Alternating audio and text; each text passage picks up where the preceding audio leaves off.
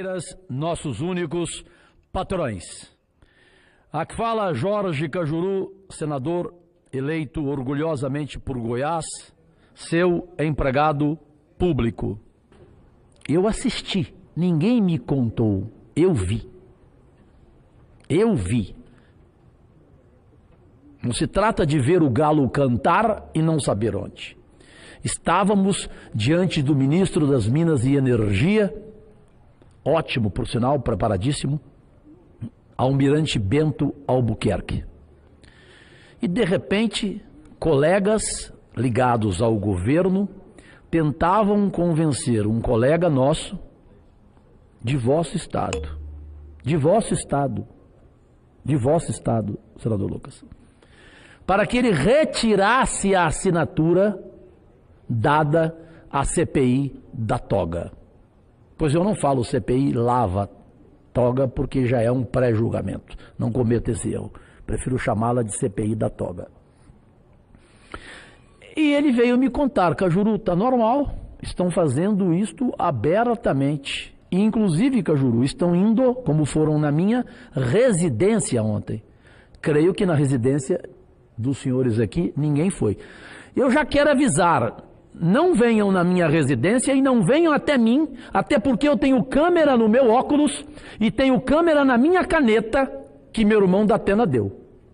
Se chegar a mim pedindo para retirar a assinatura, eu transmito ao vivo pelas minhas 30 redes sociais. Ao vivo. E sei que baterei recorde de audiência. Não brinquem comigo. Respeito todos, nunca discuti com ninguém aqui em baixo nível. Para discordar não preciso desqualificar. Agora, se esse é o Brasil de hoje, e se presidente Lazier Martins, esse governo não entender essa PEC que vou apresentar aqui, e senadores que não entenderem, que não assinando essa PEC, vão decretar o fundo do poço da educação neste país, e eu já apresento em um minuto, só peço sua permissão para me lembrar aqui do imortal e genial Ariano Suassuna, quando ele fez o seguinte relato e provocou gargalhadas em teatro. Simples. Europa, uma viagem de trem da Espanha para a França, e ele estava no mesmo vagão com Picasso, o grande pintor espanhol, com Stravinsky, o grande músico russo, e o presidente do Brasil também. Eles estavam no vagão quando foram passar a fronteira da Espanha para a França.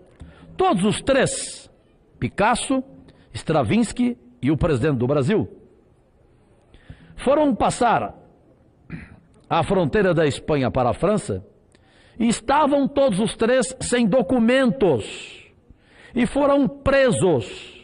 Picasso disse, aspas, não me prende não, porque sou o pintor Picasso. Disseram, então prove. Picasso respondeu, me dê uma folha de caneta, uma folha de papel e uma caneta. E desenhou ele, Picasso, uma tourada rapidamente. Olharam e disseram, realmente você é o Picasso, pode ir, está solto. Stravinsky disse, aspas, não seja por isso, sou o grande compositor Stravinsky. Disseram, prove. Ele traçou uma pauta, botou as primeiras notas de Petrushka, uma grande música de Stravinsky, muito conhecida, e logo também Stravinsky foi solto. Aí, para concluir, o outro disse, o outro, presidente do Brasil, aspas, então me solte, porque eu sou o presidente do Brasil. Disseram, então prove. Este, o outro, presidente do Brasil, sentou na sua cadeira, pensou por 40 minutos e respondeu, aspas, não me ocorre nada. E aí a polícia respondeu, pode soltar, é ele mesmo, é o presidente do Brasil. Gargalhadas ou não?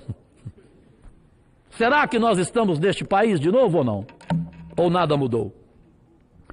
Aqui, presidente, trago um projeto, e por isso quero que este país tenha um presidente, e quero confiar no presidente Bolsonaro, como lhe disse pelo telefone, um projeto de emenda constitucional que acrescenta o artigo 212-A da Constituição Federal para tornar permanente o Fundo de Manutenção e Desenvolvimento da Educação Básica e de Valorização dos Profissionais da Educação, Fundeb, e revoga o artigo 60 do ato das disposições constitucionais transitórias.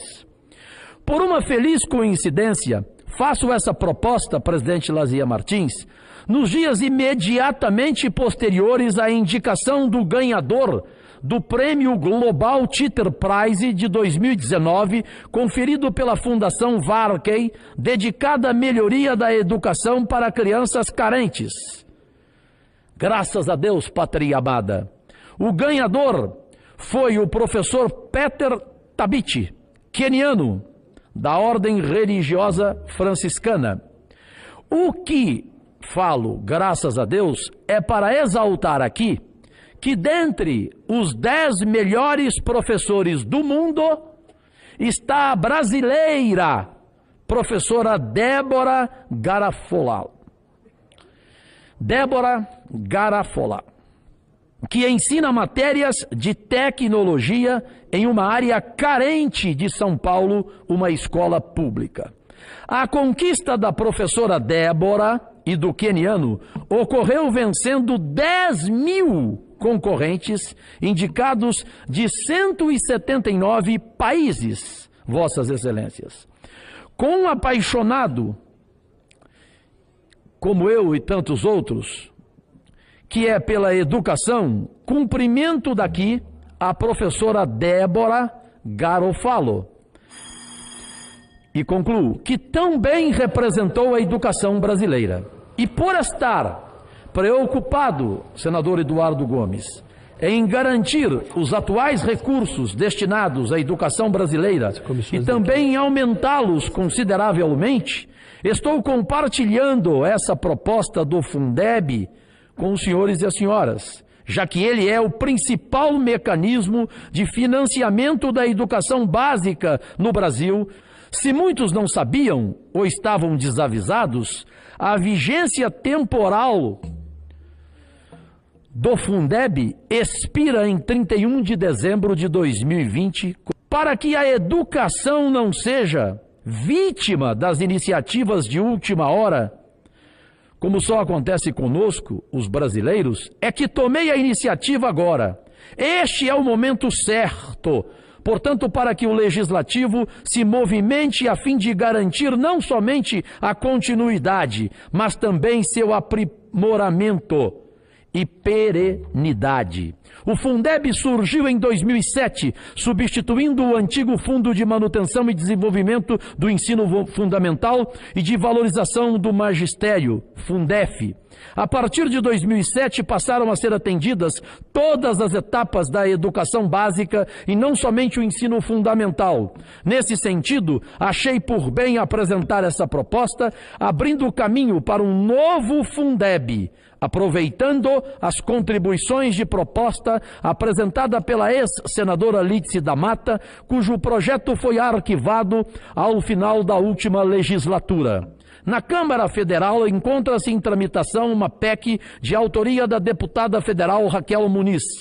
Tão importante é o Fundeb que resolvi em minha proposta inseri-lo no próprio corpo da Constituição, deixando a sua condição de disposição transitória, reforçando como legisladores que olham para o papel da educação em nosso país, a sua função de redistribuição e solidariedade entre os entes federados, a fim de minorar as desigualdades, o que no caso da educação significa propiciar ensino e educação na qualidade para todos. Concluo. Achei por bem manter a cesta de recursos componentes do fundo, que passará a incluir percentual a ser definido em lei dos recursos provenientes da participação no resultado ou da compensação financeira pela exploração do petróleo e gás natural. Propusemos, então, que 60% de cada fundo estadual seja destinado ao pagamento dos professores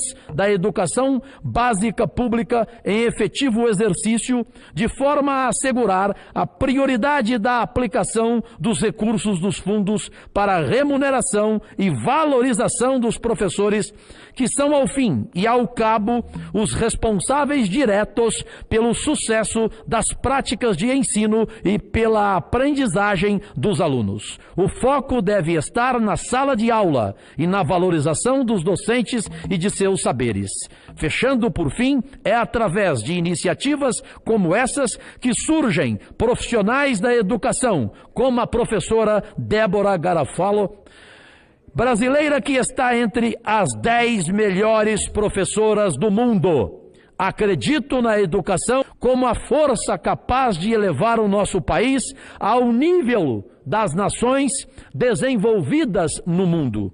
Fiz essa proposição porque acredito que a educação é o principal fator que propicia o desenvolvimento das nações. Ela, a educação, deve ser o pilar de um país, especialmente como o nosso Brasil. Obrigadíssimo pela paciência, presidente, e agradecidíssimo, pátria amada, e que os senadores e senadoras entendam a importância desta PEC para que a nossa educação não vá para o fundo do poço.